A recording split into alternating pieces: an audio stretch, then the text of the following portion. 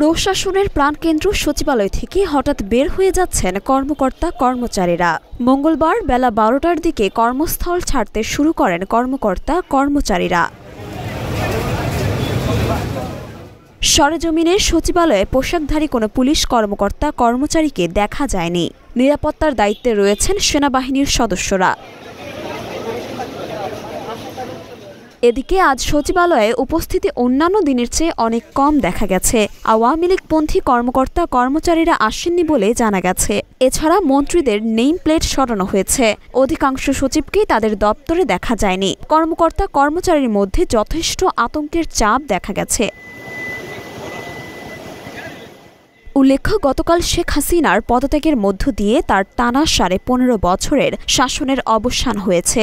২০০৮ সালের ডিসেম্বরের নির্বাচনে জনগণের বিপুল সায় নিয়ে তিনি ক্ষমতায় বসেছিলেন। এরপর নিজের শাসনামলে আর কোনো গ্রহণযোগ্য জাতীয় নির্বাচন তিনি হতে দেননি।